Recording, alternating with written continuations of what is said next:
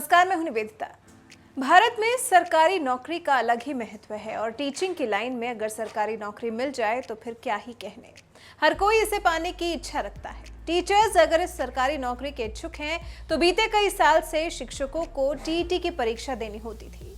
अगर इसमें पास हो गए तो इसके साथ ही आपको 7 साल तक का सर्टिफिकेट मिलता था, जिसका मतलब था कि आपने ये परीक्षा पास की है तो अगले 7 साल तक किसी भी सरकारी स्कूल में शिक्षक की नौकरी करने के योग्य होते हैं, लेकिन सिर्फ 7 साल तक। लेकिन अब इस नियम को बदल दिया गया है। जी हां, केंद्र सरकार ने जो फैसला लिया है उससे सरकारी शिक्षक बनने की राह निश्चित तौर पर आसान होगी। दिवाली से पहले सीटेट और टेट की परीक्षा को पास करने वालों को केंद्र सरकार की तरफ से बड़ा तोहफा दिया गया है।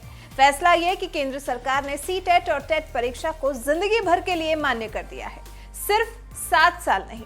जिंदगी में कभी भी national council for teacher education ने नियमों को बदल दिया है, जो केंद्र के साथ साथ राज्यों में भी लागू होंगे।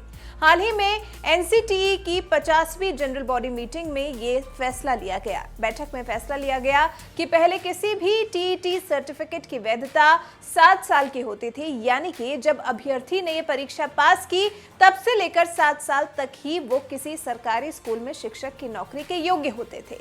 लेकिन अब सभी शिक्षक पात्रता परीक्षाओं के लिए प्रमाण पत्र उम्र भर के लिए वैध कर दिया गया है। मतलब साफ है कि अब जो अभ्यर्थी किसी टेट परीक्षा में सफल होंगे तो वो हमेशा सरकारी शिक्षक बनने के योग्य रहेंगे।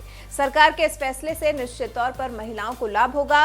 महिलाओं को जो शादी और बच्चों के चलते नौकरी छोड़ देती थी लेकिन दोबारा नौकरी पाने की भी इच्छुक रहती थी, ऐसे में सरकार का यह फैसला सभी के लिए लाभकारी है। हालांकि सवाल यहाँ ये भी उठ सकता है कि अब उनका क्या जिन्होंने पहले टेट परीक्षा पास किया है। तो बैठक में ऐसे अभ्यर्थियों के लिए कहा गया है कि जो भी उम्मीदवार अब से पहले टेट पास कर चुके हैं, जिनके पास भी टेट क्वालिफाइड सर्टिफिकेट है, उन पर यह प्रावधान लागू होगा या नहीं, इस संबंध में कानूनी राय ली जाएगी और उसके बाद फैसला लिया जाएगा। सरकार के इस फैसले से आप कितने संतुष्ट हैं, हमें कमेंट कर अपनी राय जरूर बताएं।